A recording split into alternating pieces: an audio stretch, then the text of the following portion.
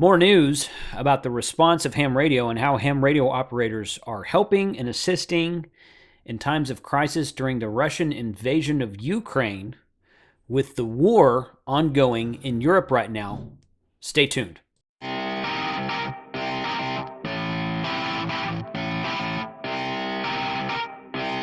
Shut up and sit down.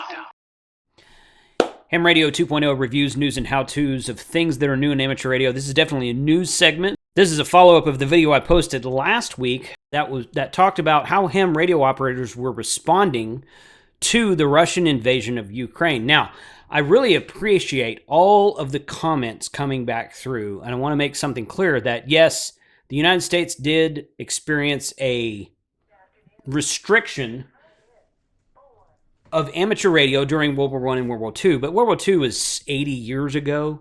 So would that happen today? I don't know. Maybe it would, maybe not. But for the safety's sake of ham radio being shut down so that enemy forces cannot listen to transmissions, I understand that. But my point in saying that in the last video was more like, hey, they've shut down ham radio, but the internet is still full open. The internet is still full open. Everybody still has full access to the internet. And if you think people aren't watching your internet traffic, you are wrong, basically. But I wanted to do a follow-up video because I'd got a lot of really, really great comments on that video, shared some good information. And as a result of that, I got more information shared with me. So we wanted to do a follow-up because the war effort in Ukraine, the effort of waging war by Russia on Ukraine and the Ukrainian people who are having to deal with all that now, and even a lot of the Russian citizens who are not in favor of it, is continuing to this day. And we still have a lot of ham radio happenings over that situation over there. So right now, I'm going to take a look. We're going to go back over here. This is the Ukraine Poland's amateur radios provide WinLink emails. I talked about this one in the video last week. By the time the video posts that you're watching right now, you will have seen my interview with Miles and Tomasz from Poland about those efforts right there. So special thanks to those guys. Be sure and visit the links in that video. I'll link that somewhere up in here, somewhere up there. And go back and watch that video about the Polish Amateur Radio Club and how they're helping the situation Ukrainian refugees right now. Further news developments across the board for where we have amateur radio related news to this conflict. This was posted March 1st, which was just yesterday at the time of this recording. In the current Russia-Ukraine conflict, we have several noteworthy radio related events occurring over the last few days, mostly throughout Twitter. Russian HF bomber communications. As mentioned in previous posts, it has been found that since the start of the invasion, Russian strategic bombers have been very active on upper sideband voice at 8131. We've seen a security firm predict air raid siren activations on increased bomber HF activity. These are hyperlinks. I'm not going to share these hyperlinks, but I'll share the hyperlink to this RTL SDR article. You can go from there and check that out. Russian military HF frequencies jammed by activists. It's been observed that several Russian military HF stations, including the famous UVB 76 buzzer, have been jammed with either Ukrainian national anthem, that's really cool, or by various meme-type songs. I wonder what that is, a meme-type song. It is likely that these stations are being jammed mostly by civilian activists or members of the activist hacker collective known as Anonymous, rather than by military organization. The UVB 76 buzzer is a famous and mysterious numbers station that plays buzzing sounds and sometimes voice. It can be received from all over the world via civilian investigations and throughout the use of Kiwi SDR TDOA direction finding functionality. It has been found the transmitted location is just north of St. Petersburg and is assumed to be a military signal of some sort. So I don't know much about that. A lot of quotes in there using Kiwi SDR, that kind of thing. Russian state TV hacked. Twitter account Anonymous TV has reported that hacking Russian state TV to show citizens what is actually happening in the Ukraine. It says the Ukraine. I know that the country of Ukraine is called Ukraine instead of the Ukraine. It used to be the Ukraine. Somebody corrected me on that, but when you're talking about Russia and Ukraine, I don't know, it's just a slip of the tongue sometimes. But right now it says actually happening in the Ukraine, so I guess that's technically wrong. It's unknown if this was a hack via TV transmissions being overpowered by another signal or a computer hack. Starlink activated in Ukraine. So, as you saw in the video probably yesterday, the day before, the Polish amateur radio club, when they connected to me via Zoom, they were using Starlink. Really cool stuff. A few days ago, Elon Musk and SpaceX activated their Starlink wireless satellite internet system in Ukraine and have sent over a shipment of ground terminals. This is useful, as even if the local wired internet were to be destroyed or be censored by Russia, which has not happened yet at the time of this recording, the Starlink system will be able to connect to uncensored internet as long as there is power. So you've got some other articles down here. Viasat satellite services experience cyber attack and outages. SSTV activism seen on Russian Meridian satellites. APRS activism against Russia causes APRS-IS DDoS. That's no good. Poland Amateur Radio Society provides WinLink services. We did that. Talked about that already. A lot more information on that in the video I recorded with those guys, and a few other articles down here. So special thanks to RTL SDR for sharing all this information. This is probably the most information I've seen on one particular website as of note. I did want to mention here the International Amateur Radio Union on their page, IARU-R1.org, says right here, any amateur radio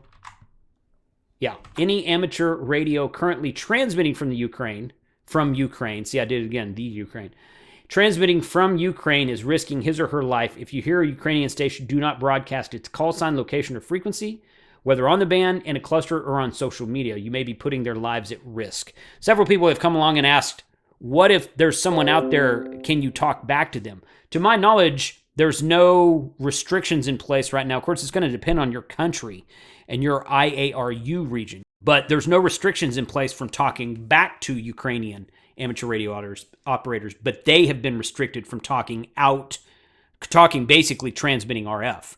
Doesn't matter who they're even talking to one another, as I understand it. They are not allowed to transmit RF right now for reasons of public and national security, because they don't want the Russians listening to whatever the Ukrainian stations might be saying.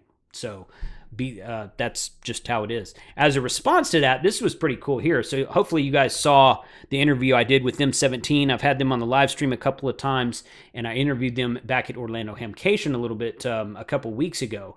So, crisis in Ukraine. Amateur radio over RF is currently prohibited in Ukraine. And they link to the UARL.org article there. If you know any ham radio operators in Ukraine, let them know that the M17 reflector network is open and available for worldwide communications for any ham that wishes to use it. And they got a link to the M17 reflectors website. I'll put links to all of these web pages I'm talking about in the description below today. DroidStar and Invoice are available as RF alternatives. So in other words, you can use these apps on your phone to connect into the M17 network and not be transmitting RF. So it's a way around the thing, because last we knew, as far as we know, up to this point in time, this is probably going to change, but up to this point in time, the internet's full open, at least as open as it always is in Ukraine. So there's been no internet restriction of traffic as of yet, even though they restricted ham radio, and I think that's a little bit odd, but nevertheless, that's where it is. So you've got links to DroidStar source code, DroidStar on the Google Play Store, and Invoice source code right here.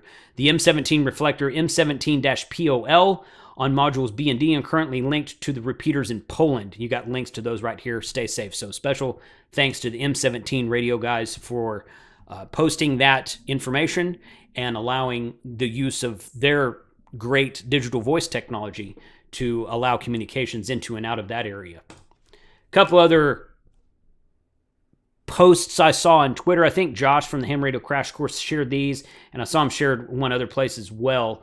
This is prium.org. I don't know what that is. Worldwide Numbers Research. Okay, so these are just links to, while the HF radio networks of each Russian military branch are nominally separate, they follow common sets of rules described in the following pages. So you've got that there. It's got some international, some links to different things you can look about Russian ground forces here, Russian Air Force. This right here, we talked about the buzzer a minute ago. Here it is right here at 4625 kilohertz. D marker, T marker, air horn, the goose, the alarm, and KTalk 65. I don't know what any of these things are, but these are frequencies on HF bands you can listen to stuff. So a lot of people have asked, where can I listen to some traffic? Where can I listen to what's going on over there? Where can I listen to transmission?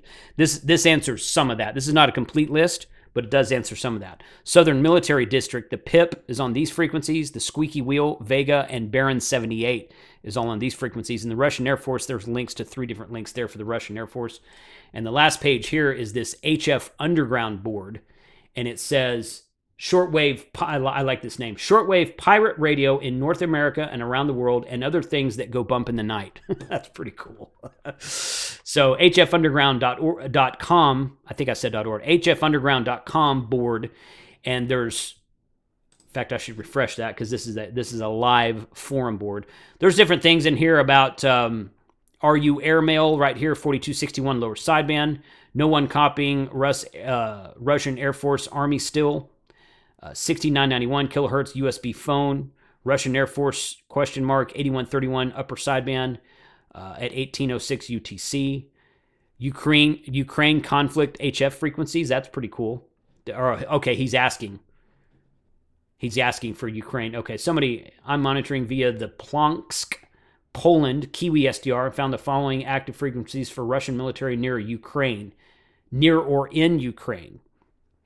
4380 USB, 4621 lower sideband, 4649.5 upper, 5349 upper, 7580 upper, 7811 upper, and 8131 upper. 8131 was mentioned earlier. Anyway, so there's a lot of different information in there about Russian, and this was mostly the Russian stuff on this page here, but there's some Ukrainian stuff in here about HF frequencies, where to monitor, where to listen, and all that kind of good stuff. So that's some updated information that I found about the current war that Russia is waging on Ukraine. I called it conflict one point in time, which it is. I called it an invasion in my first video, but yes, it is a war. I didn't mean to imply that it wasn't a war. It's absolutely a war.